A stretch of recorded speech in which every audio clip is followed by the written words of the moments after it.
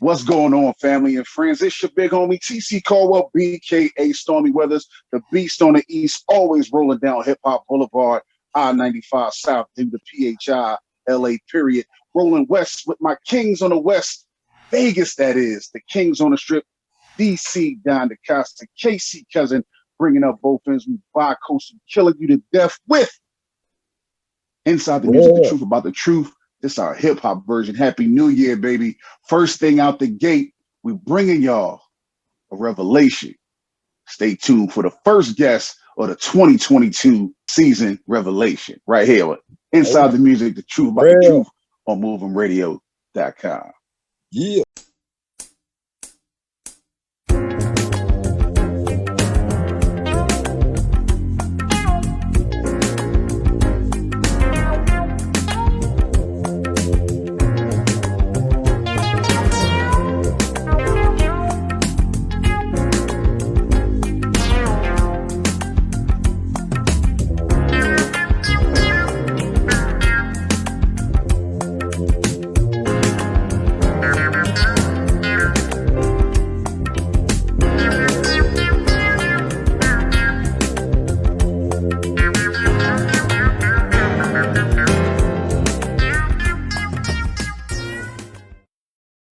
First things first, introduce yourself, King.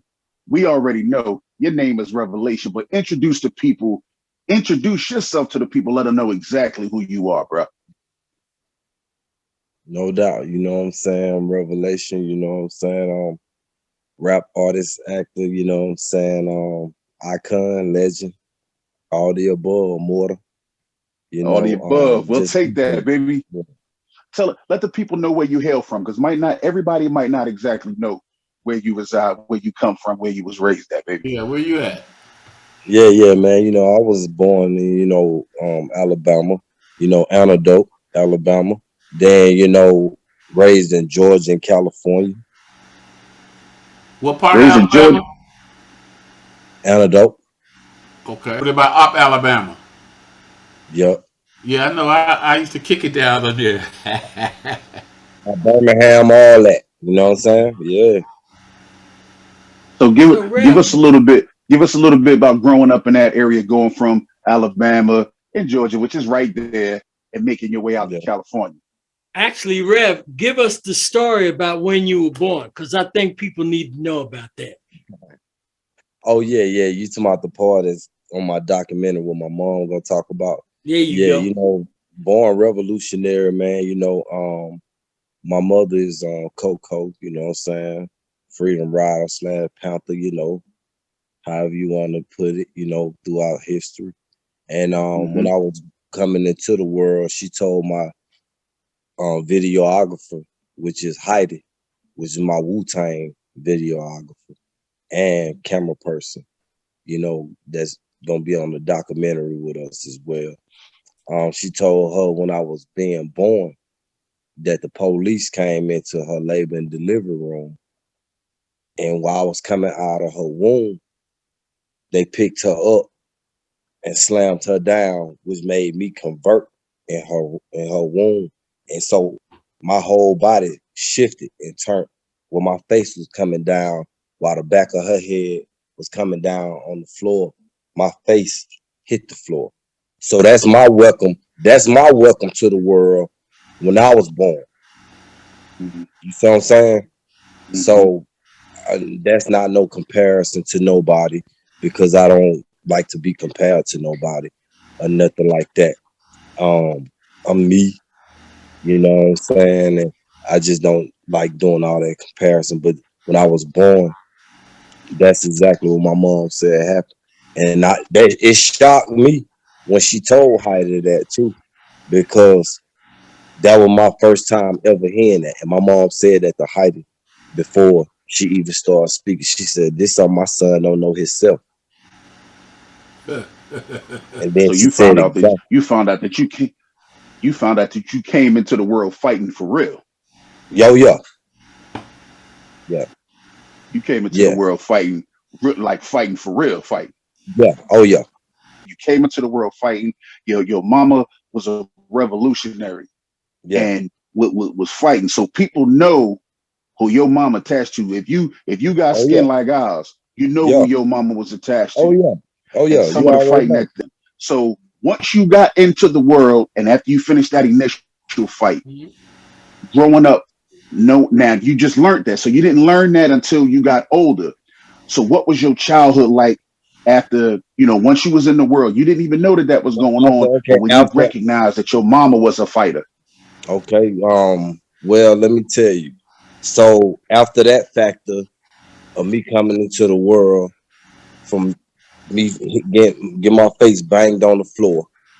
So the government I guess let me go by whatever until I was turning 2. But I still had like ins and out, because after that moment, I was real shielded and guarded. You know what I'm saying? By a lot of people. I can remember that me coming up to going to the stage of 1 years old. You see what I'm saying? Hmm. Hmm. So me going into 2 years old, you know what I'm saying?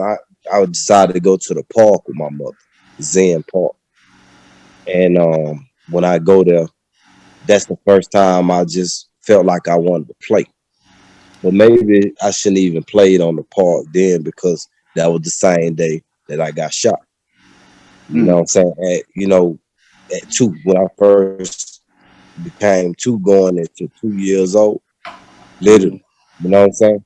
So me being shot at that age right there and literally dying in my mom's arms, because I wasn't even really fucking worried about myself, even as a little person.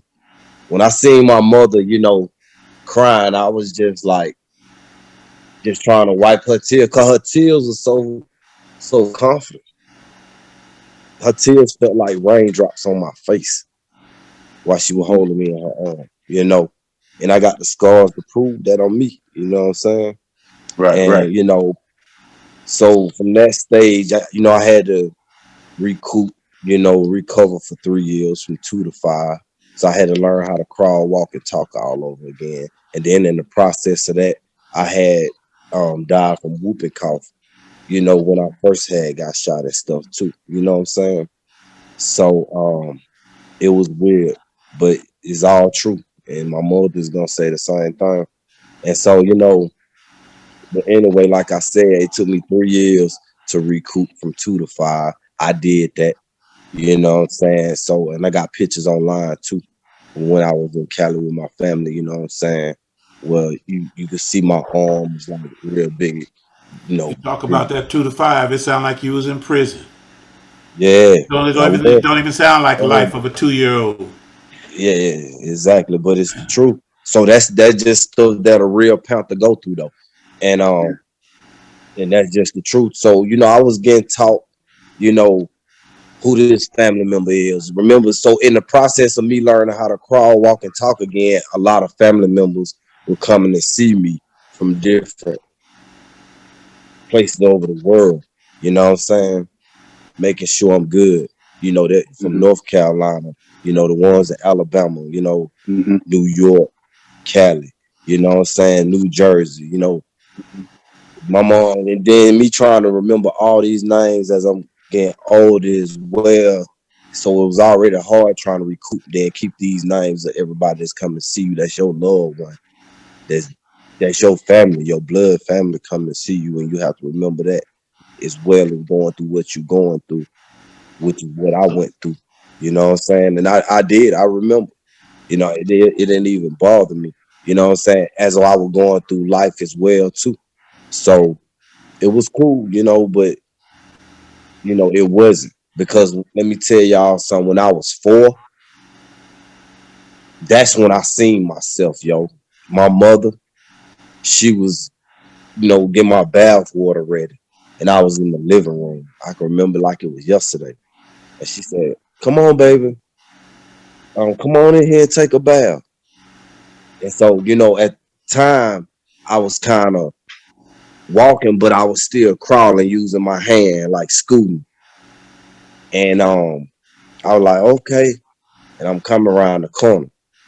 As soon as I turn around the corner, The bathroom door is right there with a long mirror, like what women look at to see they whole full body flip, they whole body in the mirror. As soon as I turned the corner, I just seen myself and I seen the halo in my head and shit. And because my spirit felt like me, how I was before, I passed away or whatever. I didn't feel no different in the spirit. But when I seen my flesh at 4 years old, I just dropped. And I just started like having a temper tantrum. You know what I'm saying? Like I couldn't even believe I looked like that because I haven't seen myself until my mother would get my bath water ready. And she was like, "Don't cry, baby. I know, baby." So she tried to calm me down. But I couldn't believe that was me. You know what I'm saying? And so she had to pick me up and stuff like that. She was crying and stuff. And so she calmed me down. And then I just went to sleep in her arm. I wasn't even thinking about no bath at that moment. So let's fast forward a little bit. So you dealt with that experience at 4, 5 years old. You get a little more recovery. After 5, you start getting stronger. You start feeling yourself, being able to do a little more, Exactly. and you're seeing yourself different now.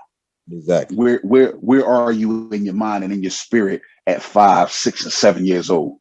Okay, After experiences like that. Okay, at 5, I just got the halo taken out my head, and y'all see the pictures online. Well, when I'm looking up at my cherry tree and my grapevine, that's holding my grapevine, holding my brother, Drake, and then my cherry tree was holding my sister, Vaquita. So, I'm just looking up at them, but you can see the holes like now, you know what I'm saying? All the holes in my head, whatever. Like, you see what I'm saying? So you seen all of that on my picture at 5. So that's me at 5. Then 6, Gotcha. you know what I'm saying? I started somewhere like going to, Angela school, you know what I'm saying? Because I got homeschooled, you know what I'm saying? Gotcha. Yeah. K to 1st grade. You see what I'm saying? So, then after that, we go to the Panther school, and I was around when the Panthers, you know what I'm saying, announced that they had, the government passed the free lunch program. All of us is in the cafeteria. Yeah. So, that was real cool. We had to get up like 5 in the morning, man. I used to kind of hate it, but then I loved it at the same time because I was getting up so early. I didn't hate the program. I hated getting up early, and my mom, she had to go. like most children. Okay. So so you see this pouring into the community happening with your family. You know that your family is some special folks because of what's going on in the community. You've experienced a lot, physically because of that relationship and that group of people. You got all these family members, you got all these things going on. You got the community lunch program, which is the precipitous to the WIC program. We're gonna keep it a B. The Black Panthers started the WIC program, so the government always find a way to jump in and put their name and their stamp on something. But this got started by the kings and queens from our community because they see that the folks needed to be fed. So let's not get that misunderstood. That part right You there. had gone through a lot. So to have the name Revelation, and don't get me, and don't we gonna backtrack to that other part. I ain't forget it, King Don. We ain't forget that. Okay. But going forward, that name Revelation, was that something that was birthed out of what you had been going through?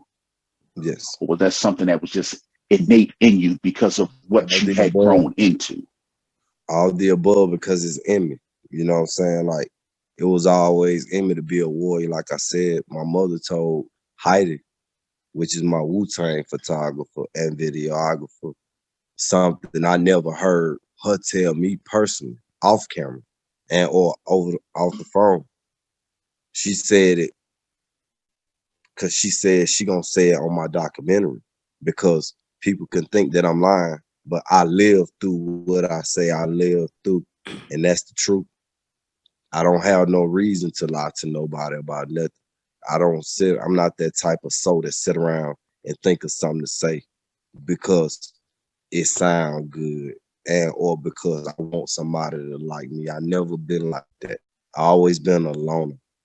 And, you know, I had guards and stuff, you know, don't get it wrong, because I was heavily guarded. You know, my family heavily guarded me because I was into it with the government. And they seen the government targeted me.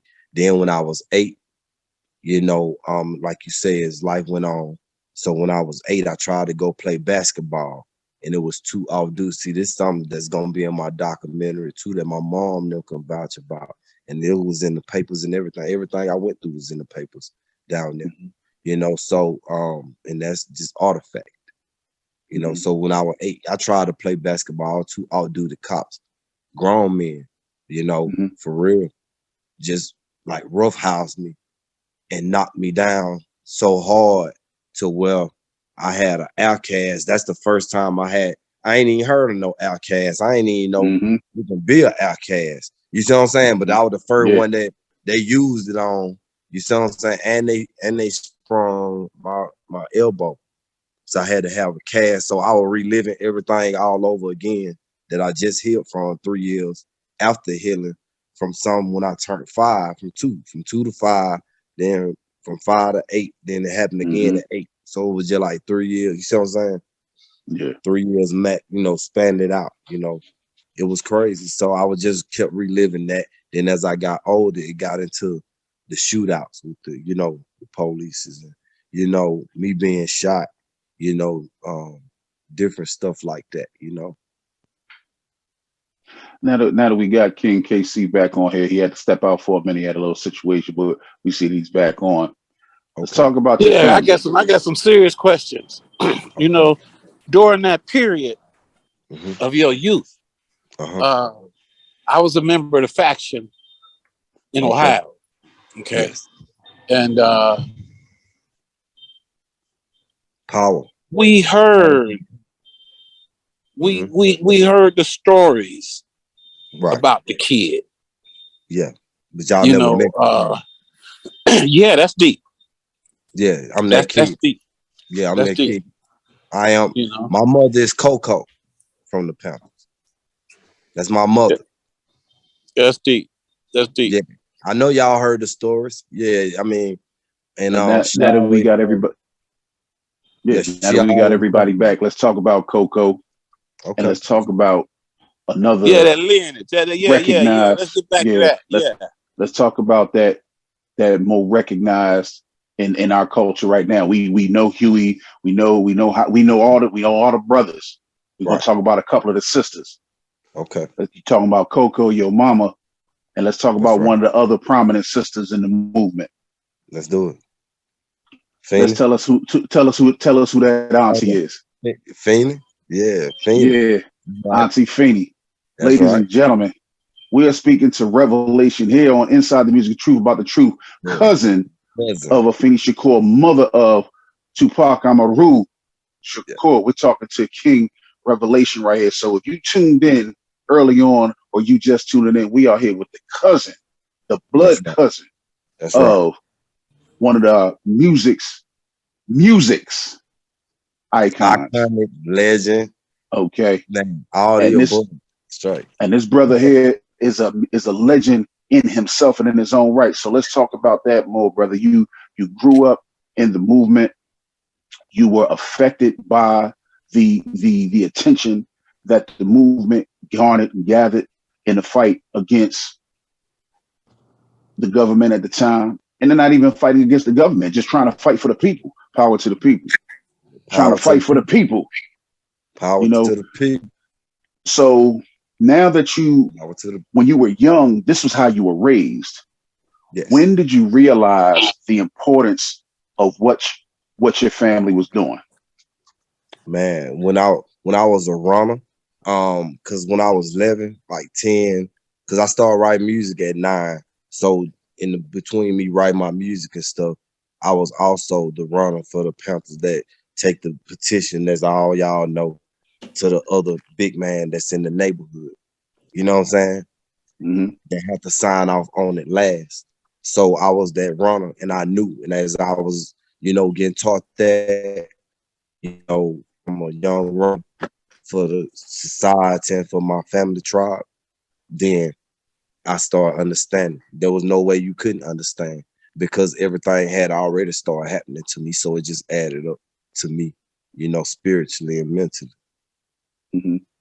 So that transcended for you from Alabama into Georgia, or did you go from Alabama to Georgia, then to California?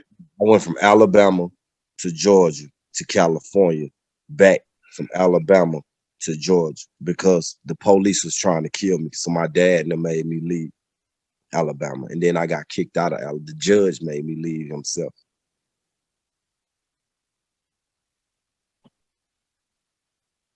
So I was exiled. Okay, Rev, tell Yes. them exactly how much and how deeply you became involved in music, because you did quite a few things at a very early age that a Yes. lot of kids at your age don't know about and don't do. Right. Yeah, that's true. Yeah, so when I was 9, that's when I started, you know, like I said, actually 8 going into 9, but roughly 9 when I started writing my own music. And I was actually at first I'm like, what am I, you know, what am I doing? Because it was all like poetic at first. My mom like, what you over there writing? I like a poem, you know what I'm saying? She like, let me hear it. So I like, all right, cool. So I let her hear it. She was like, I can relate to that. I like, what? You know, how can you relate to what I'm saying and I'm 9 years old? She like, no, how can you relate to somebody grown and you not grown? You know? So and that right there touched me. So then that's the first thing. So then when I got into this little talent show or whatever, the dude, one of my mother friends, he was there. But his other friends, who he later introduced me to, you know, who he told me to rap it in front of the same thing I had rapped at the talent show, you know, in front of his friends that wasn't there, then it kind of sparked me different because this came from men, grown men, you know, that can recollect with me. And I'm talking like this at 9, you know. So I was like, this is what I supposed to be doing. So then I got in contact, you know, with my cousin Eric Davis, you know, the Davis, the Crooks, the Cox, all of them is my cousins.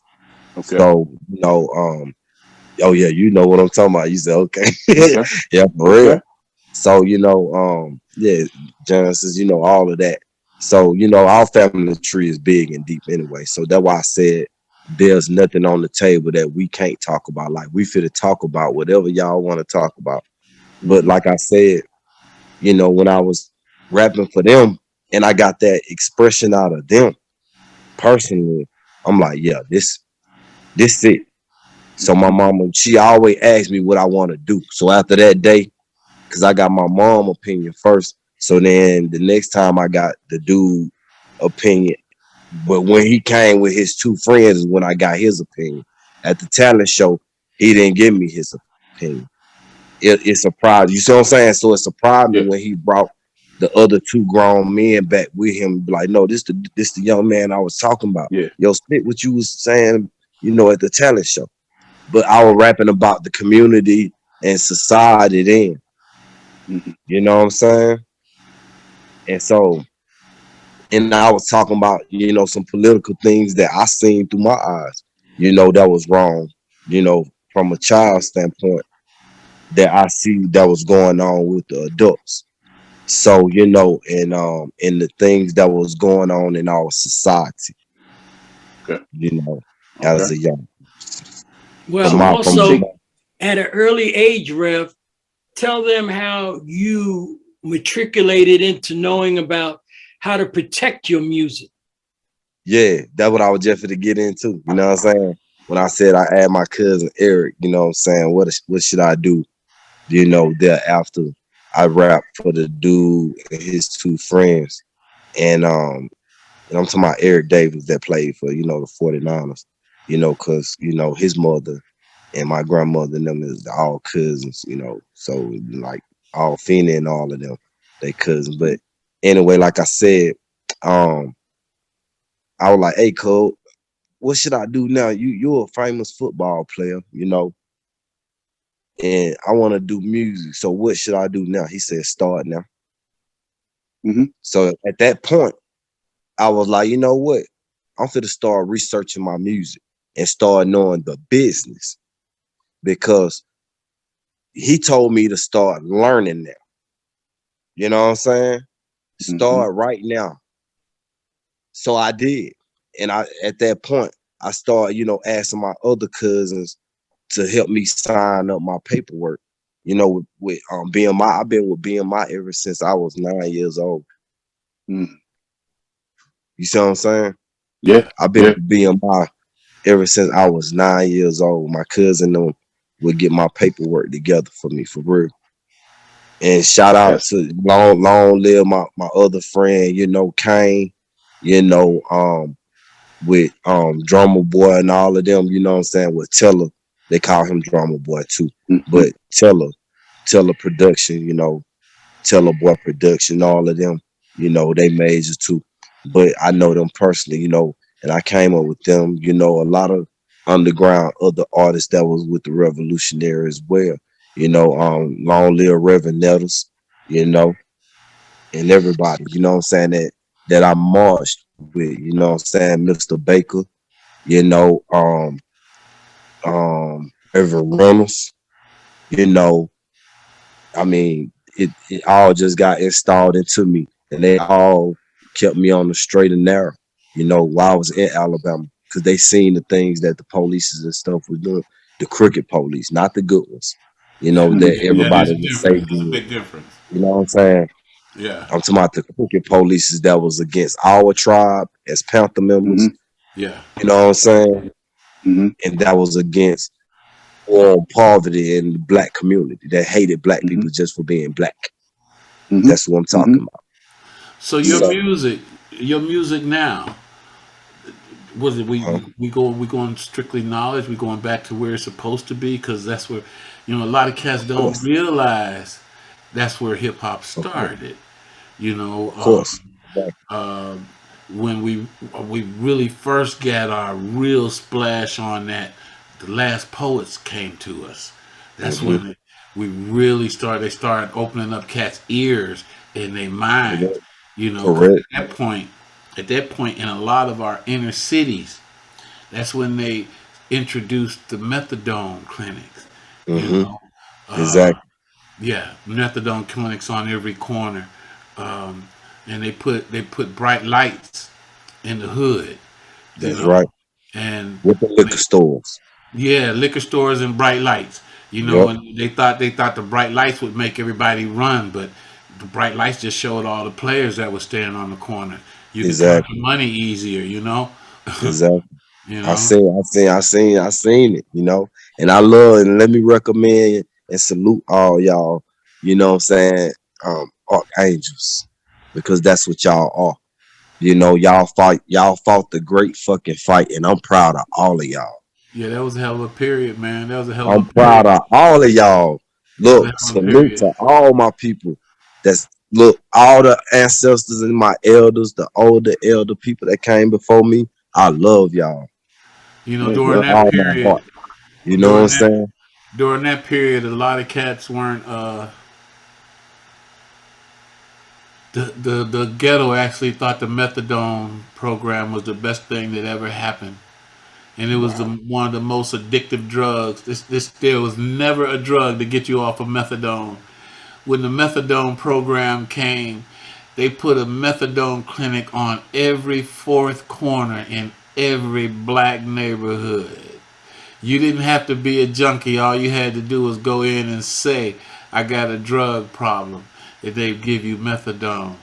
That's reason. That was how they stopped. That's how they curtailed. That's how they crumbled. That's how they stumbled the movement. That was the movement that put the movement in peril. It was the methadone program. I don't know, TC. You might be a little bit young to really remember that, but No, we had them. They was in the tuck. It was crazy because we had a Philly chapter a couple blocks from my house. You go down to the corner, make a right, cross a little street, and there was a building where there was a chapter of the Panthers down there. But the blocks down, closer to where the Koreans had a store and a fruit stand. It was on the low, a couple blocks down, because it didn't have methadone clinic on the outside, but it was on the tuck, and we kept wondering how only these certain people would always go in this door, and yeah. Yeah, no, methadone. Yeah. See, you was younger. If you was a little bit older and your eyes would have been wider, if you'd have walked through together, Yeah. you would realize the methadone clinic. They had methadone clinics like candy stores. Mm-hmm. You never Well, had you never had to use a drug in your life to get methadone. All you had to do is go in there and say, "I'm a heroin addict." yeah. Wow. They was fighting around our way to get them out of there, because it was between the Koreans buying up everything and the methadone clinic. But see, I also live right across the street from Temple University, so they had to be very careful when it came to that part of it too. So it was out there, man. Now See, cross Broad Street, whole nother story, man. But it was, yeah, it was bad. the worst thing they did. See what we didn't realize was happening. Like I said, there still is not a cure for methadone. Methadone was one of the most addictive drugs they ever put out on the street. And when they closed the methadone clinics is when the shit started. Because now we had a whole bunch of brothers that was weekend junkies. We had a lot of cats that was going to General Motors and the mill. They was working 5 days a week. They was going to the Dawn, know what I'm talking about. They was working 5 days a week and going to the methadone clinic on the weekend. Lord When have the mercy. methadone clinic, It's wild. when the methadone clinic died, their lives went away. Well, in New York, the methadone clinics had to be part of a hospital. They couldn't have them out on the corner. It had to be a hospital facility for you to get that. Yeah, nah. Ours is corner store. That's what I say, man. Different cities and different struggle, man, but the same struggle. And let's talk about that struggle, man. So 9 years old, you get your music, and shout out to the mentors that actually told the new young brothers and sisters coming into the music business to learn the business, because that's my story, fam. I'm the son of an entertainer, and my pop wasn't supporting the hip hop movement. You know what I mean? When I was doing my thing, so it was like, that's what you're doing? All right, well, it ain't gonna be around that long. That's a fad. I was like, oh, he want me to sing, but let me learn this business anyway. Right. So I put the business in front of the show. So shout out to the mentors that are business first. So going forward, brother, you started learning the business, and then let me ask, what's the age difference between you and Pac? I'm 10 years. Okay, so you 10 years younger. So you see him as you're getting into learning this business. You seeing him just as he's with Digital Underground. I'm saying traveling with these cats. I seen him on and off. Okay. Yeah. But you know that's because they don't hold us. Yeah, the older people don't even want the younger people that was. You see what I'm saying? Because they were going through way more stuff. You see what I'm saying? So we was always like, shit, especially me. You know what I'm saying? Because shit already had nothing happen to me before it happened to Pop. Right. You see what I'm saying? Yeah. At a young age. So with me, the same shit started happening with Pop when he got older. That happened to me. Mm-hmm. Mm-hmm. You know what I'm saying? Mm-hmm. So, and that's just the truth, because I knew my mother and all of them knew that they was gonna do that shit. They told all. Mm-hmm. They told all of us. They forewarned all of us. Mm-hmm. That's real. Yeah. And that's why I love my elders. I love all of my ancestors. I love y'all. Y'all fought the great fight. Y'all fought the great fight. Yeah, but it didn't end up where it was supposed to. Fight. It didn't end up where it was supposed to. We got sidetracked. We got sidetracked. A lot of things came along that took our vision off for and our leaders were tarnished, and our leaders were killed and murdered and in prison. That's true. And That's true. the individuals that stepped into those places, a lot of those individuals stepped into that place for the glitter and the glory of that position, and their heart wasn't really where it was supposed to be. You know? Yes. Yeah, Yes. that's I a, understand. we can go down deep on that. That's Oh, that's yeah, deep. yeah. I done heard the stories about that Yeah, as well. yeah, But but y'all still fought the great fight. yeah. We fought a long time. Hell yeah. Still So, fighting. That's right. That's what I'm saying. So where did anybody quit at? You see what I'm Yeah, saying? So yeah, that's life. We all are going to endure life because the government is always going to throw those trinkets that they know we need in our face and in our way. You see what I'm yeah, saying? To try to so, blind us from the real. You see what I'm saying? We got to learn to keep our eyes peeled even when the glitz and the glamour come. yeah, Okay, yeah, it's cool. It's cool, it's around. But you're not going to take my focus off of what this president is and or not doing. You're not going to take, you see what I'm saying? They can't take our focus off the real business and the business that's at hand in the communities. We can't and take that's where I our wanted, eyes off the poverty. and that's where I wanted to go, Rev. You said that you never take your eyes off that. So how did that motivate you from them preteen years into your teenage years, pushing and moving like you've been? What what other responsibilities did you partake now that you learn in the business, but you see the vision that you got going on and you know what is being pressed against the people? What was your movement and what pushes did you make to make sure you left your mark like those that came before you? Well, like I said, as a young person, all the way up to the end, to a teenager, of course, I went to school, private school, and all of that, and then public school, you know. So I went from private school to public school because I wanted to be amongst my people, Mhm. but my mother was fearing for my life with the police. Was you You see what I'm thugging? saying? No. I was just, doing revolutionary things. Okay, I was okay, challenging the system. okay. No, I was just curious because That's what I was doing. I was just curious. I was just curious because that was for a lot of cats. For a lot of cats that was in the rap game, they came up. See, that's what happened. A lot of cats got blinded because the game started out. Hip hop was telling the truth. Hip hop was telling the Exactly. hard, cold truth. And what happened is Right. the industry only started allowing the thug game to surface as far as videos and music that was being pushed and promoted. Cats like KRS-One wasn't being heard. Cats that was talking real truth and stuff, Right. they wasn't being heard. Cat that was talking about Illuminati and stuff, them cats wasn't being heard. The cats that was talking about growing vegetables, they wasn't being heard. You know? Right. And we To had those brothers that people was that didn't strong want back to then. hear. Exactly. I listen to those. Those are my favorite people because all those people that you name are still friends with all of our families.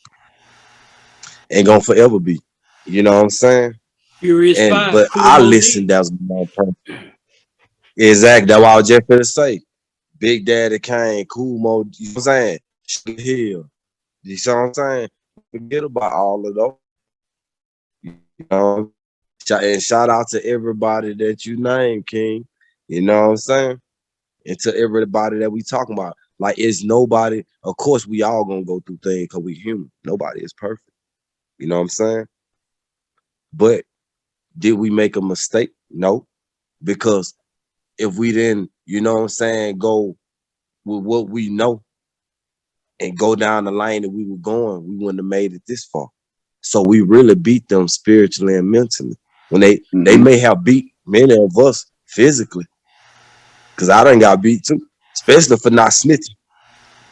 Have you ever been tied in an interrogation room to a green chair handcuff, your right hand handcuffed to a chair, Nah, and they beat you because you nah. won't snitch?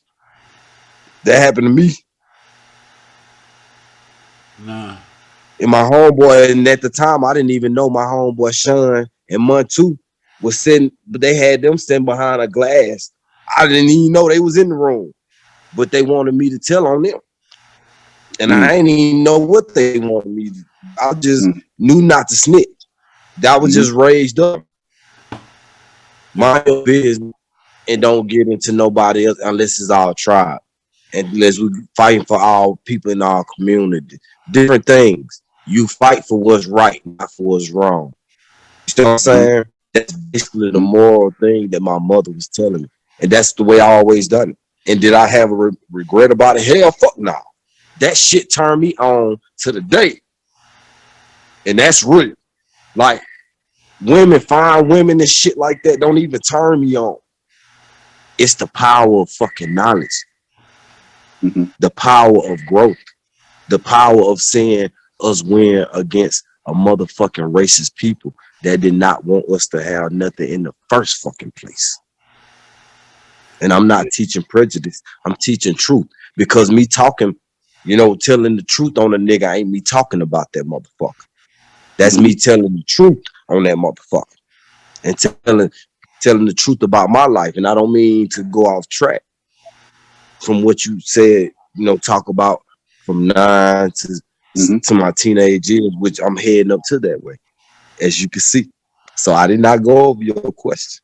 I'm answering your question. Here's a question So I'm saying. Here's a question for you, okay. Red.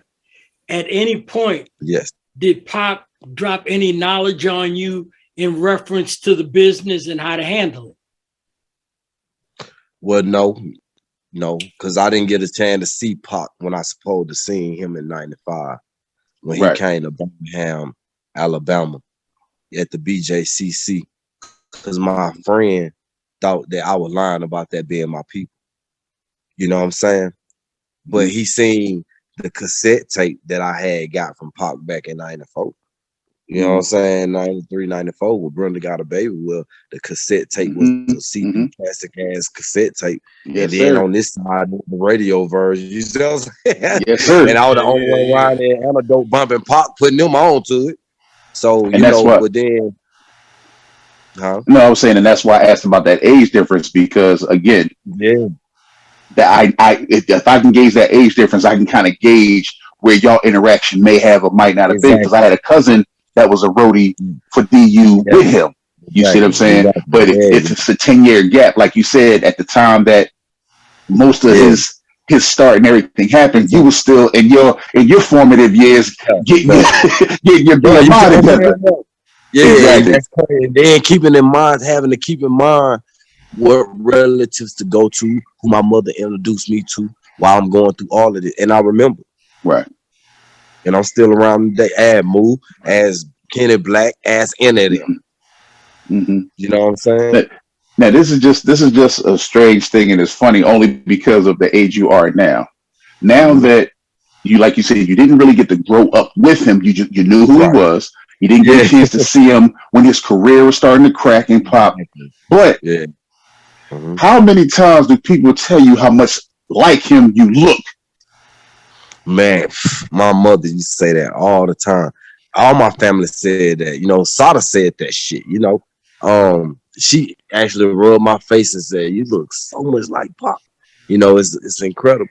You know, so a lot of my family members say that. You know, and the demeanor and everything like that. But that's just I never even studied my cousin like that. Right. It's just the way I am. You know, and that's just the way he was. You know what I'm saying? So, you know, the fruit don't fall far from the tree. That's what I'm about to say, brother. Some family genes just strong no matter what, brother. I got a younger cousin that's got probably the same age difference, maybe a little more than me and you, and me and him rather like you and Pac. And I swear, people look at him, and the only thing difference about us is mine is gray.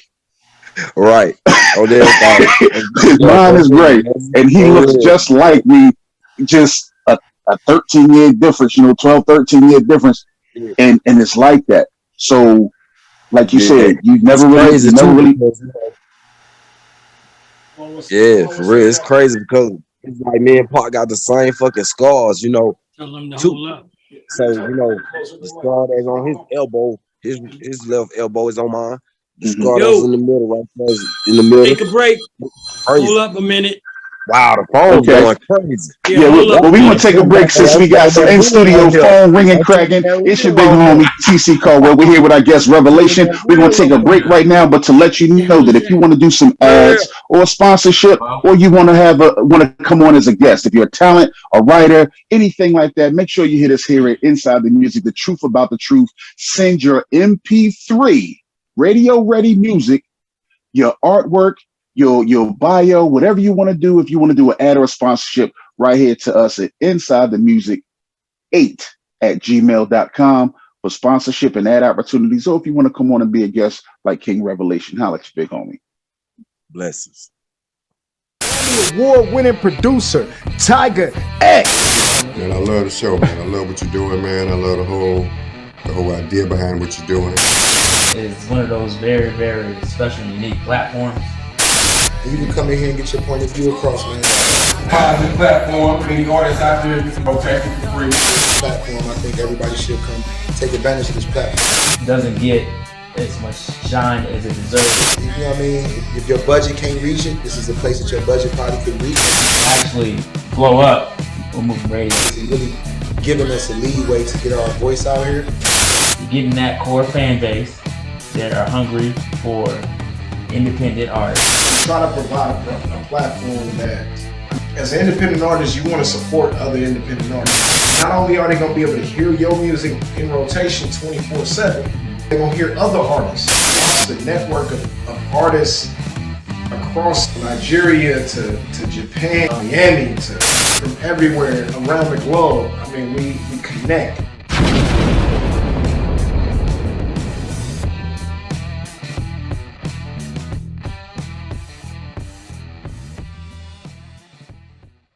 Yo, it's Coolio with the Flow on Moving Radio. You sent them, we moving.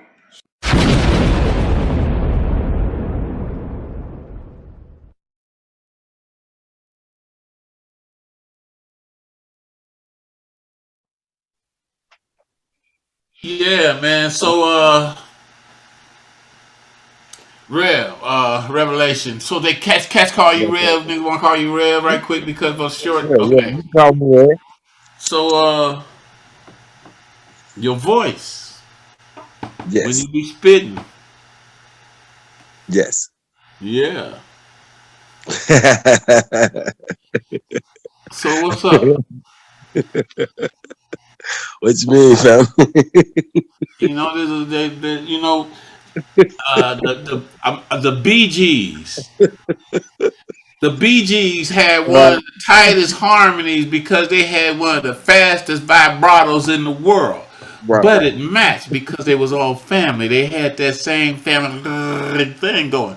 So when they sang, it was beautiful. If they sang with anybody else, it sounded like garbage.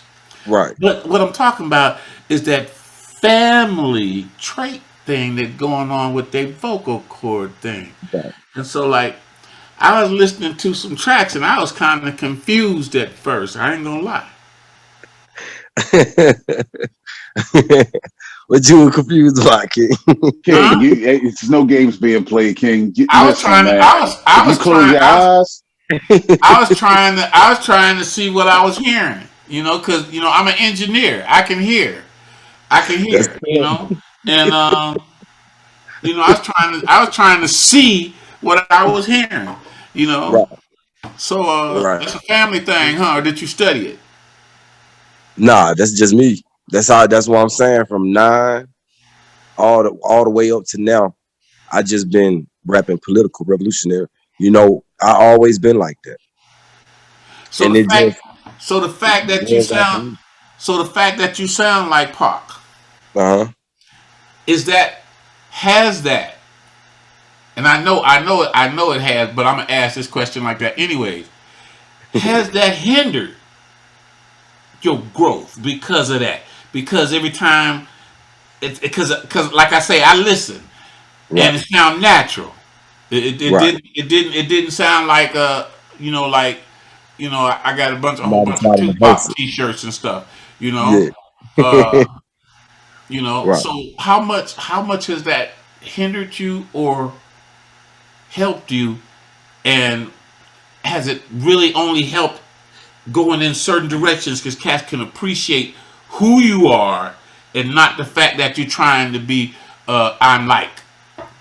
Right. Well, yeah, it actually, you know, helped me as a my soul personally, because I look at myself first before I look at, the audience I'm, in front of and things of that nature.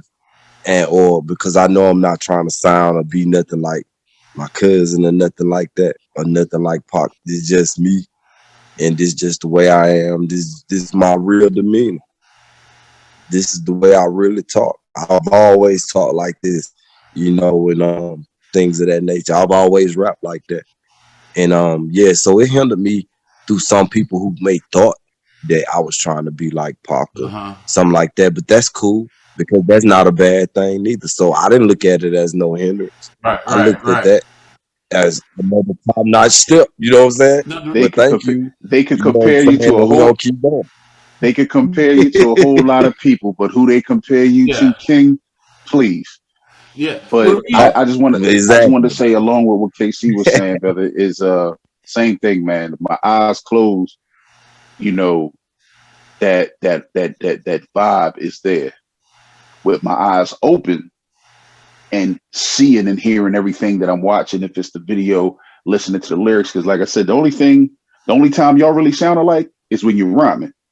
Because your voice, to me, your voice is your voice. You see what I'm saying? He sounds like he's from Baltimore. He sounds like he's from up north and lived most of his life up north. And, you rhyme, y'all sound similar, even when you talk in consciousness, but then you see, you can distinguish the break off. But man, that the King wasn't lying. The family trait is there. But with your style is yours. Your flow is yours. Exactly. And to anybody, like I said, bro, to anybody that said that they could compare you, hell, that's a hell of a comparison. That's all I can say. That's what I'm saying. Yeah. That's all I can say. So, that's why I think. The reason I asked that question is years ago, back down in Miami. I lived in Miami for a bunch of years. There was a cat down there named Black Hayes. I remember him. That boy sounded just like Pac, man. The album, Machiavelli Volume 1. Yeah, that boy sounds just like Pac, but he sounds so much like Pac, he could not get an identity because the world wasn't ready for somebody to be sounding like Pac. Correct. Yeah. Correct. That boy was tight. That boy was tight. Yeah. And he wasn't trying to copy. He just sound like, just like I met this cat out here to sound like Chuck D. All right. And the brother cause see, like I say, I'm a producer, I'm an engineer, I've been doing, so like I hear voices. I don't care what you look like, When I heard Steely Dan, I realized he sounds just like, get this would blow your mind. He sounds just like what's the comedian? Jerry Lewis. If you listen to Jerry Lewis sing, Jerry Lewis got this exact same voice as the cat from Steely Dan. Wow. Hey Rev, you want to hear something? Yes. He listened to X, a track by X. You know who he thought it was? My cousin, ex-cousin. Yeah, I'm talking. I'm talking about your cousin. He listened to a track by X. He asked me, "Is that DMX?" No, baby. Yeah, was that DMX? That thing was growling at me and shit. Yeah, for real. Shout out to X-Con. He's going to be an upcoming guest right here on Inside the Music, The Truth About the Truth. X-Con, second generation outlaw is going to be coming to you right here on Inside the Music, The Truth About the Truth. One shot, Rev, all of y'all. It's crazy. It's crazy, Rev, because back at that same time when my first project was coming out, unfortunately, people thought my brother sounded like Pac and I sounded like Meth. So I'm like, we coming out at the same time. You know what I mean? The mid 90s, 94, 95, 96. everybody kind of sounded. It was either that or you was forget it. You know, it was that style. But anyway, exactly. In the and business, y'all once, not to interrupt you, but y'all look like I done seen y'all at a family reunion before. You and King, I don't forget no fucking face. I don't forget no fucking face. I didn't forget a lot of shit. I ain't gonna lie. I don't forget no fucking face. I don't forget no fucking face. Hey, y'all laughing because y'all know I ain't lying about that shit. You know what I'm saying? Listen, man, anything's possible, fam. Anything's possible. Y'all look fucking very familiar. Not to cut you off, but yeah, go ahead. I'm listening. Moving into the business. Now that you done got into the business, what was one of the earliest lessons that you learned getting into the music biz? Once you like you said 8, 9, you learned the business part. Now it's time to get out here and start performing. People, you know who your cousin is, but because of the age gap, your lanes don't cross and you don't intersect too much. So now you out here on the platform, you out here getting your exposure. What was the first lesson that you learned about this business once you started getting some traction? Network. I had to network. And the first thing I knew, I had to collab with other people that was around my community, like, you know what I'm saying, ATL, which is stand for Against the Fake, Desert Eagle, Shadow Figures, like I say, Cocaine, Long Live Cocaine, you know, AA Records, Dirty Boys from Alabama, you know what I'm saying, Montgomery, you know, coming to Georgia, learning about Outkast, learning about Kilo Ali, you know, just networking from 9 all the way up. I always consider the network part of it because your network will increase your net worth if it's done correctly. Talk to him. You have to do it correctly, and you have to be humble, and you have, because a lot of people go through different things in life, so they may not come at you in a way that you feel like they should come at you. But once you understand them, because they always used to people probably showing them, somebody always telling them no, so those type people will have a bad type of attitude. But once you start getting a relationship with that person and networking, you never know who that person know. You know what I'm saying? That person can give you to that person, you know what I'm saying? And they fans become your fans become their fans. That's networking. And that increase your net worth if you want to enhance. Yeah.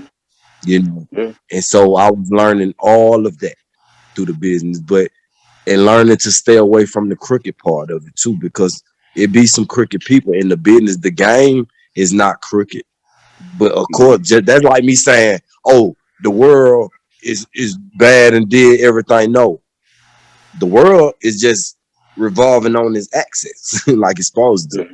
It's the people in the world that we have communion with, you know. So you have to be careful who you deal with and the company that you keep.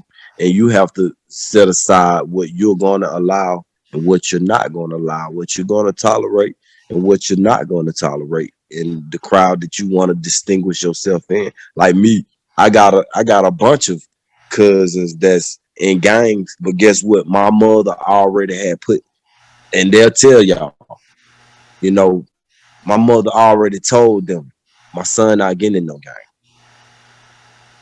And I mean, but that didn't stop my love for my cousins. Yeah. Because they life looked fun, and it was fun. They had all the baddest cars, the baddest women, you know, bunch of money, you know, and me, that's what I wanted as a rap artist though, and I always knew that. And that wasn't my lane. I didn't want to kill my people and all of that. And they didn't either. They was just protecting the neighborhood. That's the type of, even though they may have been a Crip or a Blood, that organization, I can say that honestly, because I'm gonna give credit where credit due, and I always do. They wasn't with killing one another. That wasn't what they started out as. See, a lot of cats don't know the story about the Crip and the Blood either. The Crip and the Blood was put together to protect the neighborhood. It just got loose. Exactly. Know the story, man. Cats don't know. That's something else, and that's something else we can talk about on another episode. If you want to share it, Rev, and come back, or we'll get some different folks that have some real insight, not this convoluted, tainted BS, that came from a movie and people thought that was what it was really hitting for. Because those of us that really know, whether by initiation or association, those that know. But since we're talking about that, you talked about doing some music. I got the situation behind me. Tell me what you got for us to play, man. I know you got something that you want the people to see. I already talked about that with him. I already talked about that with Rep, and I'm gonna tell you what it is. Rep just did a song called Free. Okay. Now understand something. We had my boy Danny Thomas on here with Free to Dream. Okay? Yes, sir. Rev did his song Free in a particular place with some particular people around him who protected him and guided him as to how and where and what they wanted. Right. So is that what we get ready? That's what we get ready to play? He gonna tell you the name of it. Give me the name of that, tell you about it. Freedom. All right, stand by. I'm gonna go here, punch this up. Punch it up, and then when we come back, he's gonna tell you about it. Ladies and gentlemen, we're gonna come back and we're gonna talk about it right here on Inside the Music, the truth about the truth, the single from King Revelation, Freedom. Power to the people.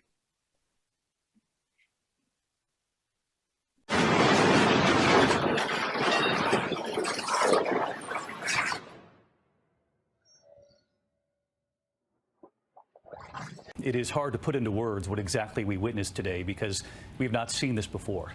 Thousands storming the Capitol after a rally with President Trump, during which he urged them to march on the Capitol, where a joint session of Congress was debating and working to certify the election as our democracy dictates.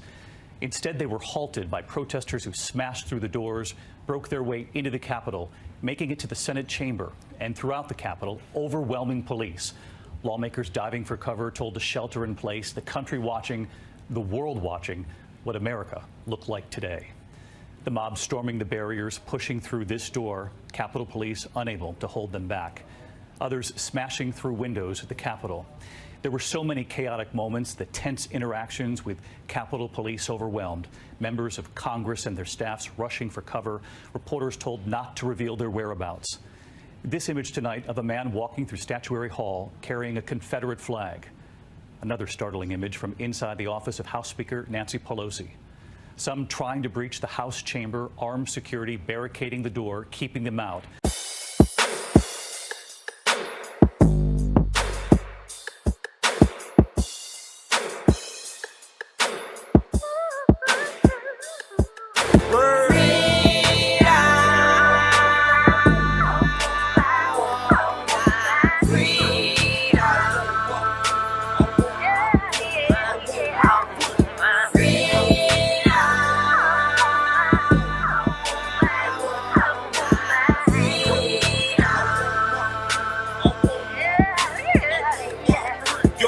I want my freedom and my 40 acres and a mule. Bitch, I ain't getting it like you think I am, I ain't no fool.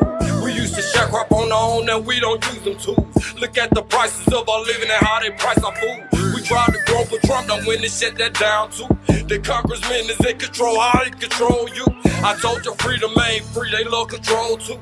They can't abolish slavery if they really wanted to. We lost stock to the rich, that's why they troll you. They let the government and agency patrol you. Through social media, technology, and them hoes too. Man, I can't call the kettle black, I'm drinking cold brew. And smoking fatty, going batty, cause they own you. I done put my life down on the line for me and my whole crew.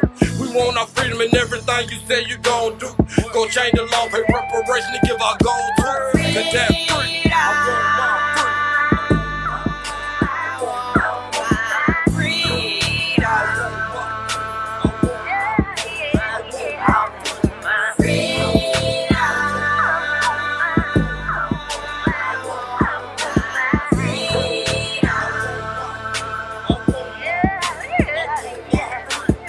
I want my freedom and my 40 acres and my mules. Because I'm within myself, they gon' obsess some fools. I'm always coming from my heart because I set them rules. It's all natural like I am, they get my point of view. I see the life for what it is, it's just a puppet school. Most of these niggas shuck and jive what they told to do. They gotta bring somebody down to bring them up too. My life is ruthless, it ain't easy like you thought I blew. It's way harder than it look like it's easy to do. But I can tell you how I barely even made it through. The world is cold and I was in it with the bird flu. I'm hard-headed cause I'm free to do what I wanna do. I was born a free man, I feel my soul too. I feel the change approaching quicker like it's supposed to. Ain't about to quit, come on, done stop doing what they supposed to. Cause when I look back at my life, it meet its goal too. Cause that free, I want my free.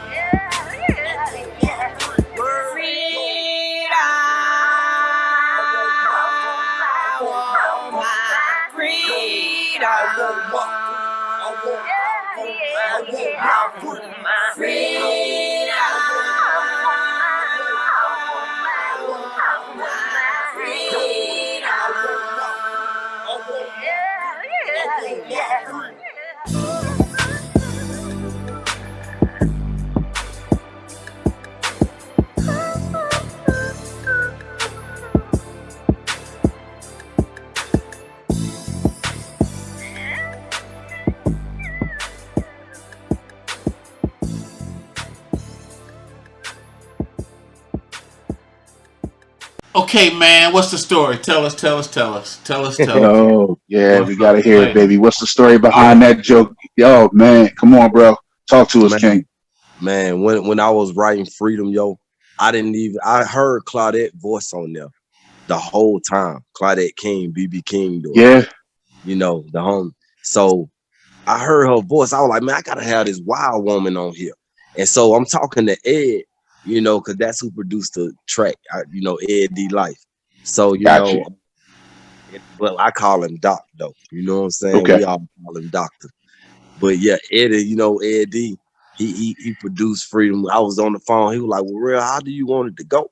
So I'm like, man, it gotta be down to earth. It gotta be universal. It gotta be all the above because I'm finna get free on here. I'm finna try to set my people free on here. You know, and that's what I'm gonna do. He said, so who you gonna get to sign a hook?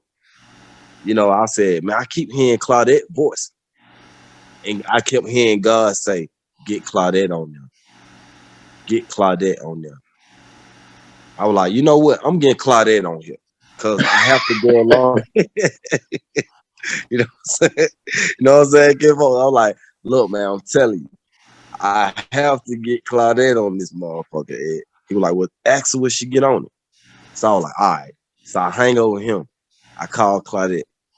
I was like, yo, what up, man? She was like, hey, real. I'm like, what's up, woman? What you doing? She was like, oh, I'm just right here, just chilling. Right now, I'm about to get ready and probably go and get ready to go down here to Nashville or something like that to talk to Darlene and a couple weeks and a bunch of meetings. And I'm like, well, check this out. I'm like, hey, look, I need a favor from you. If you don't mind, please, in the midst of all your meetings, because she stay busy. Y'all know Claudette, she always busy. And yes, so the inside the music family know about Claudette King. She was a guest on here for season 1, baby. And listen, we had a good time. We had a good time. Stay busy. And shout out to her for put me in her book too, with her and her father. You know, that's love. You know, for real. And on all her features as well, you know. It was great working with Claudette. So I'm like, Claudette, listen. I'm like, man, I need you to sing on my song. She was like, boy, send me the track then. You know what I'm saying? I said, okay, cool. I'm gonna send it to you. Soon as Ed get through making it. I just got off the phone with Ed. He gonna make it in a minute. He gonna send it back to me. She like, okay, well, whenever he sends it to you, just send it to me and I'm gonna sing on it. I said, but you know, you gotta have that wild woman music on that motherfucker. You know what I'm saying? Because I love when you sound like that wild woman on that. You know what I'm saying? She was like, well, why you call my music wild woman music? You the only person call my music wild woman music. I was like, because it's soulful. You know what I'm saying? And so then she was like, all right, I'm gonna do it. I said, okay, bet. So after that, I just kept writing the rest of the verses, waiting on. I had the beat in my head, literally. I can already hear it. So when I got it, I'm like, wow, that's crazy. I was like, Ed, man, I swear it sounds exactly how it do in my head. You know what I'm saying? I was like, man, I'm finna send this beat to Claudette. So he was like, all right, cool. And let me know. So when y'all do it, send it back to me. You know what I'm saying? Let me know y'all did it. I said, okay, I got you. So I signed up the studio time. You know what I'm saying? Went to the studio. So Claudette came and she had the beat, but she didn't know how I wanted to go. You know what I'm saying? Cause I was just saying over the phone. So then she was like, how you want me to sing it? I said, sing it, sing it like this. Freedom. I want my freedom. No, just let that be the foundation. And then you just do it how you just put that wild woman sauce on there for me.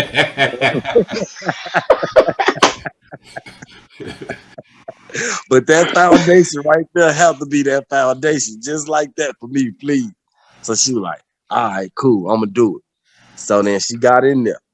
And Lexi, shout out to Rich Production and everybody there, Lexi, and all the studios and people in the mainstream, people, everybody over the world I work with. But this particular time right here, when we went to the booth, Claudette went off in there and Lexi was like, oh, I know exactly how he talking about Claudette. Do it how you were doing it, and then just bring it. Man, when she did that, and people don't know, it's actually 2 versions of that song and 2 different song melody type voices Claudette used. That's just the first one. You see what I'm saying? So the second one is way more soulful. You see what I'm saying? Got you. It's just soulful. It ain't no wild woman music on there. It's just soulful, and it's still touch and resonate with people. And when she put that gloss on there, it was over with. Man, y'all did that, man. Now, Rev, y'all did that, man. Rev, tell them where that video was done, and tell them where and how the people treated you while you were doing that video. Man, let me tell you, we was doing a video for Freedom, right? So shout out to Voltron Production, and like I said again, Claudette King and everybody that was there at the video shoot, all the cast, and Harriet Tubman, Descendants that was in there as well. We started doing the video. So Voltron was like, real what? Because he didn't really have no locations. So I started picking the locations. I'm like, yo, we doing Freedom video. I'm going on Freedom Parkway. I gotta represent for John Lewis, because that's 2. Because he part of the movement. We gotta go by Martin Luther King house. That's 3.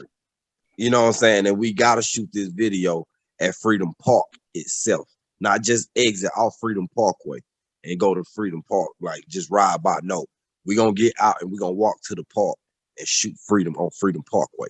And that's what we did. And the police rolled by, they didn't mess with us. Atlanta just embraced it. And we was at Martin Luther King house though. It was weird. Yo, we get there to that location.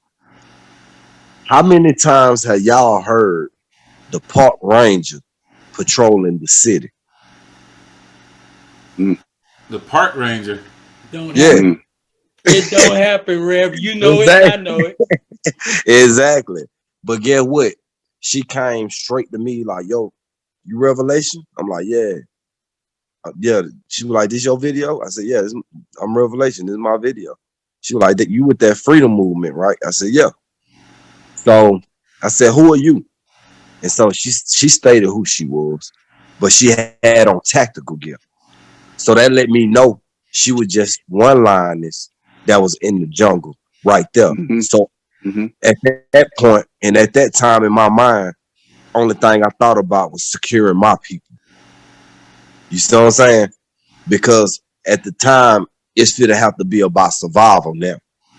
Because she done presented herself in tactical gear in like olive green color, and she a park ranger. We was in the city. So with no city police around that came and bothered us at all. No, it'd be too visible. It'd be too visible. Exactly. And then check this out, family, on everything. She said, you part of that freedom movement, y'all gotta move because in the next 30 minutes, and as she was talking, people were coming up, taking pictures with us, you know, like, Revelation, what up, man? You know, old men that said they didn't even like rap. Hearing Claudette do her scene on the porch, on Martin Luther King porch, and hearing the music beat. They just standing there. She was like, see, we have to go. So by her saying that, it let me know that we were surrounded by park rangers because they already had them put they tacticals, you know. They put the gear on. They already dressed. They already put their technical. Yeah, they know what they were gonna do. Yeah, exactly. They put this. They already dressed for the ball. They already got on their ball gown. You talking about you ain't then going they nowhere. had done chalk lined us. They outlined us. Yeah. You see what I'm saying? They already had done surrounded us. But she was the only one that was right there talking to me. And she was like, well, you gotta go. I'm like, well, can you please just let me shoot this scene? You know, she was like, no, because as you can see, and as she was talking and saying that, it was cars that were blocking the road, people getting out, fit to get ready to get on scene and on set with us. And I want to thank everybody on Auburn Avenue that got out with me that day to do my video Freedom. And the city commissioners was down there as well, passing out flyers through that part of the community. And I want to say what's up to them, and I thank them as well. And the park ranger, to you, I want to say I'm not mad at you. I understand that's your job, but I had a job to do too. There you go. There you go. And that's what I was going to allude to earlier, King. You made a profound statement about the things that some of the warriors might have got battle weary, but the fight never ended, never stopped fighting. Exactly. So that was just you continuing the fight, brother, standing your ground. And again, you know, props to everybody that came out to support what you were doing as your part of the movement, man. Because remember, music was our internet. That's right. Music was our internet when we didn't have an internet. Music was our way of communicating when we couldn't write. We could sing to get the message out. So definitely props to you on that, good brother. Tell us, man, what do you have coming up? What's some other things that you got in the works? What's some people that you're going to be working with? Some producers you're going to be working with? Some place you're going to be taking the show out where you got some appearances? Let the folks know what you got coming up next, King. Man, I got a bunch of stuff coming up. Movies, my new album, 7 Sign Album 2, which is the leading single, Freedom, gonna be coming off of. A lot of major features on that. Paid on that project? Who? Paid. Who did you say? It's a song called Paid. That's S-Con's song. Oh no, that's Con music is me and Con will be on my album because that's my cousin. Okay. But his music is his music and I'll be on his music as well. But my song is gonna be consistent of Claudette, like Freedom, DMC from Run DMC. Let me see, Crooked Eye with King Crooked, Lydia Caesar, people like that. And then, I'm not going to have too many features on just this one album that's right behind the album that's already out now, which is 7 Sign Album 1. This is just Album 2 that's coming out with it. And then after that right there, I got another album coming out called The Blood in the Moon.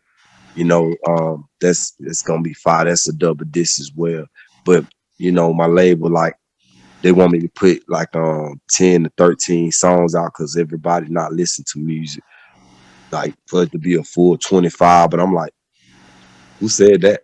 You know, in my heart. But okay, I do that too. You know what I'm saying? So I put together 13 hot bangers. You know what I'm saying? I got so much music to where it can last me, I know, over a good 30 years. But you know, and that's just the truth. You know what I'm saying? And but yeah, like I said, I got this movie coming out. I can't speak too much about it. I'm starring in it. Shout out, you know what I'm saying, to Janine, you know, and the whole cast and crew from her movie. And I want to say shout out to everybody I used to work with from the movie set, Leo Sullivan, Central Casting, you know, Miss Cat, you know, everybody that I used to work with, and I hope y'all are still doing better with y'all lives as well. And then, you know, like I say, back to what I'm doing personally with some more of my stuff. I actually got some more stuff coming to my website. I got some more products coming. I got a lot of more, you know, my clothing line and all of that for to get ready to kick off. My shoe line for to get ready to kick back off. I had to back up from all of that, to, you know, What's to your get clothing line called? It's called the Afterlife. Just the same as my shoes. The shoes that I made. It's on my website up under my record label that I own. Slave Music ENTLLC. You know. And shout out to my little nephew down there, Antidote, doing this thing. His little clique. You know, so You I'm know they just, squatted up. You know they got a squad. oh yeah, you know the youngest got a Yeah, squad. yeah, he is, yeah. And you know, shout out to all, you know, the second generation outlaws, you know what I'm saying? And shout out to all my brothers right here on the show right now. You know, it's inside the Respect. music with revelation, the truth Respect. inside the truth with revelation. So you know I can't leave the family out because that's the root. And look, all y'all out Respect. there know that everything started from a root, and roots go through the ground, you know. And I don't know why people think that when you chop down a tree, the roots is not still underground, because the tree could still grow. You know what I'm saying? So that's why I was telling y'all fought the good fight. Didn't know they didn't chop down no tree. They thought they did. They didn't dig up the roots though. You see what I'm saying? Yeah, you still There there. you go. They left you. They missed Yeah, you. Yeah. exactly. Yeah. You And, know what and with that I'm and with that being saying? said, we're gonna get ready to get to the wrap up part. So Really? one thing I always we try to end on is with what we do here inside the music truth about the truth, is we always want to try to give some seeds. Since we the roots, we try to give some seeds to that next generation, to that next to that next revelation, to that next DC Don DeCosta, Casey Cousins, Stormy Weathers. We try to give something out to let folks know that we're not just here just to entertain you, but we're also here to teach you and pour into you. So what's some advice? What's some affirmation? What's some suggestions that you got for anybody that want to see themselves in any of these positions that you put yourself in? Man, I don't want them to be in no position of being shot and none of that.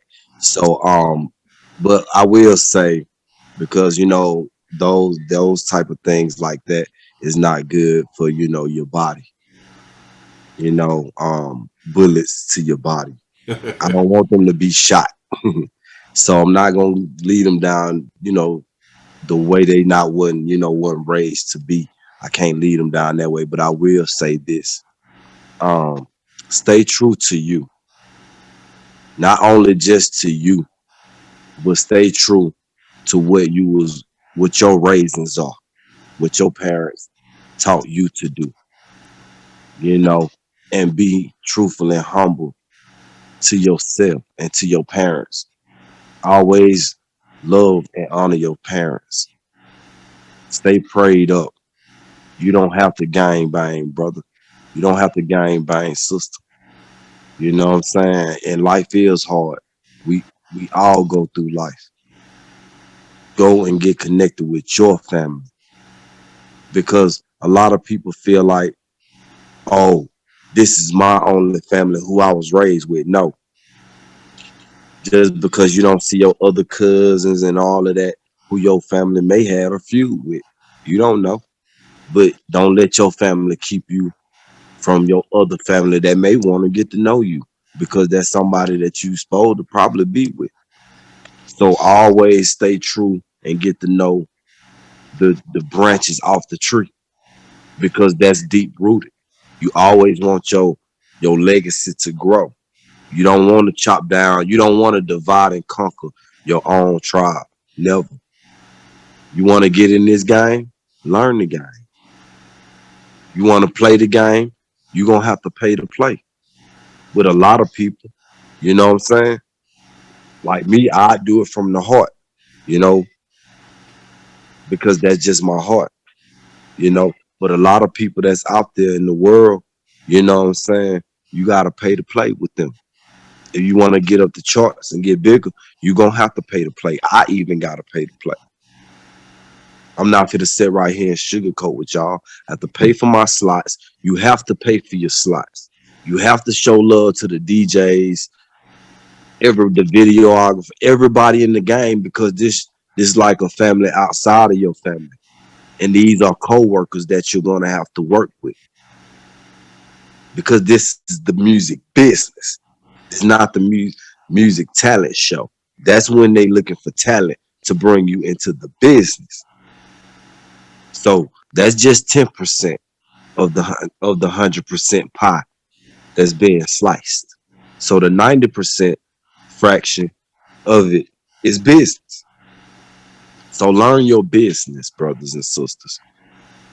Learn whatever you want to do, indulge in that. You know what I'm saying? Like, get to know that, become one with that, be that. Like me, man, you know what? I feel like I am a damn machine because I became one with it. If I feel like I am the machine, I breathe life into a empty body, which is the beat. It's like I'm doing surgery, like I'm a doctor, and or a psychologist as well, a sociologist too.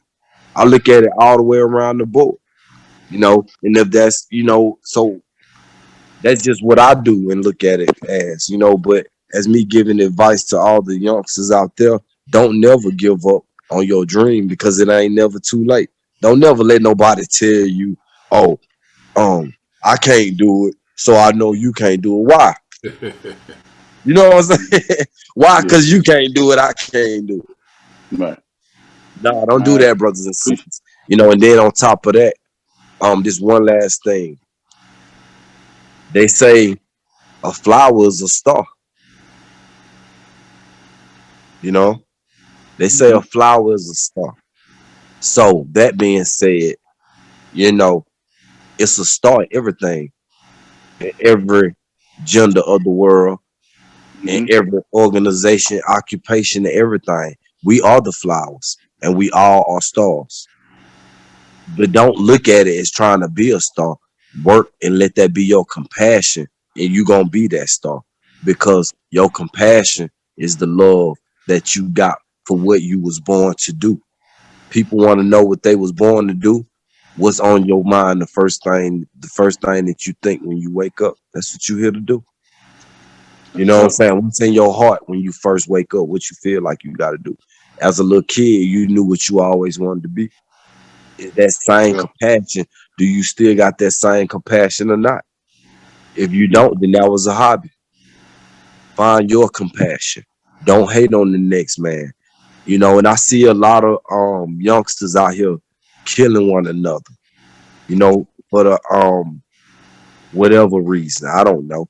But it's not nice looking for, brothers to be pulling down brothers, no matter the color of the culture. When there's enough money to be made everywhere. And yeah, I'm about my money, but I'm not gonna kill nobody about no money. When I know how to make money.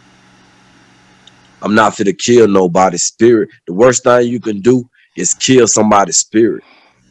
God, you will have a problem with God, the Most High.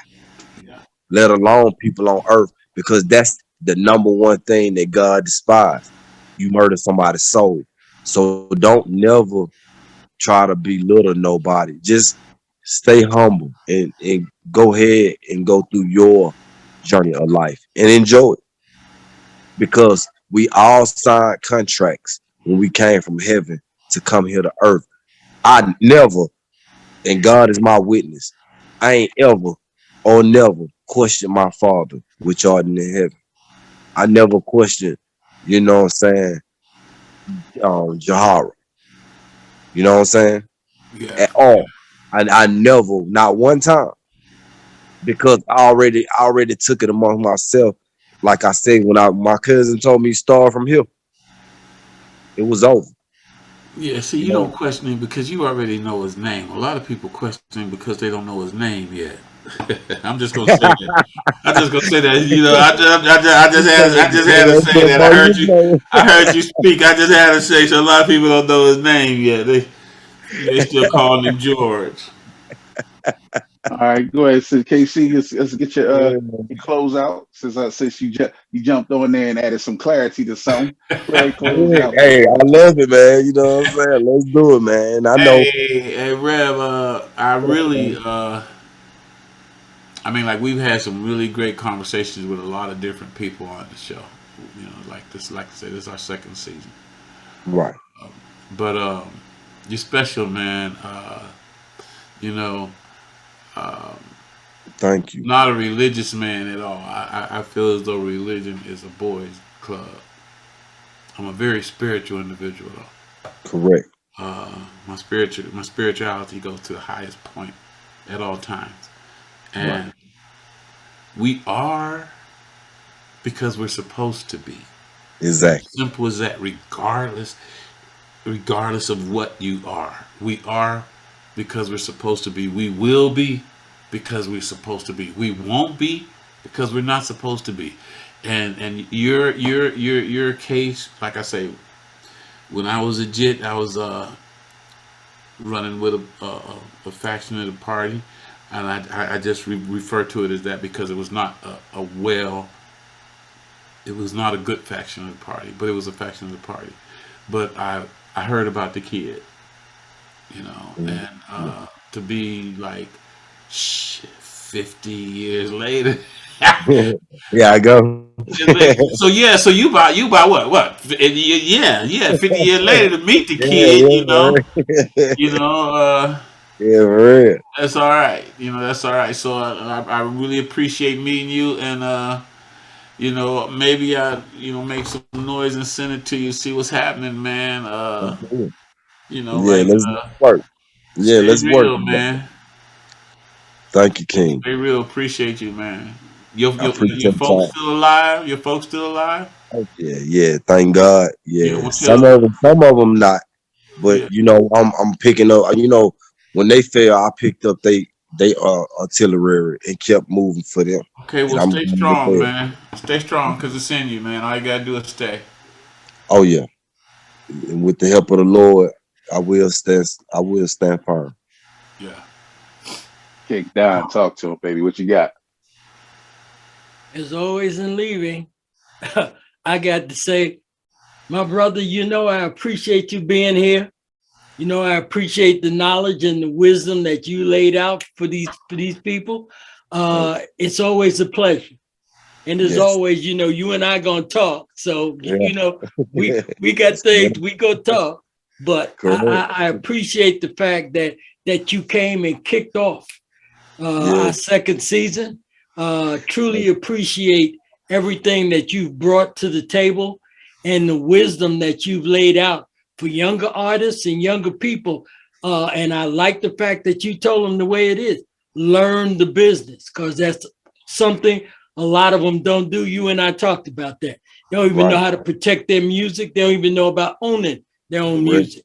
And you laid that out for them, and you've done it at an early age. So you've laid it out that you can't say I'm too young to know that.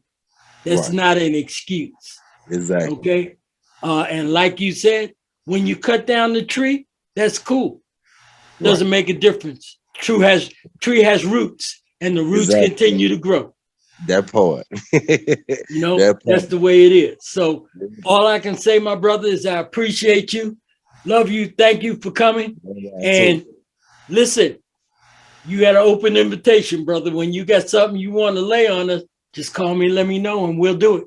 I got you, man. Thank y'all very much. Yes. Thank you. Love. And then closing on another episode of Inside the Music, the truth about the truth, King Revelation. I just wanted to say, because it was a pleasure. It was an honor. Again, you just never know how close you are to some people. And they say you separated by 6 degrees in the world. But brother, me and you are separated by 2.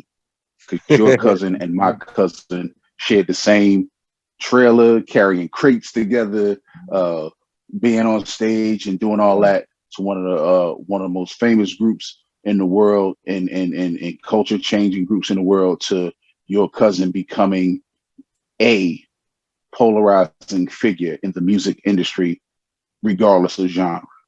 And as an historical individual, brother, and the fact that you are yourself a legend and an icon in the making, brother, just keep doing exactly what you're doing. And like you said, man, thank you for believing in yourself. I appreciate you sticking to the fight, sticking to the grind, and doing what we know as hip hop, and keeping that movement alive as well. So with that being said, here at Inside Music, Truth About the Truth, once again, Happy New Year. This is episode 1 of season 2 with the mighty King Revelation. Salute. Listen, go to the website, check out the music, and that video and song that he got with Claudette King. Man, listen, if you don't understand nothing about nothing, understand how important freedom is. You understand what I'm saying? If you dig me, understand how important our freedom is. All right. Correct. And right here, as always, on Inside the Music, the Truth About the Truth, we are brought to you by 3 Pharaohs Productions, Movemradio.com, where you send them and we move them. Studio 204-176, Source 3 Entertainment, and Stormy Weathers Entertainment. Man, shout to the producer. Big man got me in the lab doing what we do, rocking that solid like I do. I stay straight, I stay progressive, and I stay solid. And if you don't do nothing else out here, do the right thing, because it's the right thing to do. And as always, holler at your big homie, because he always around.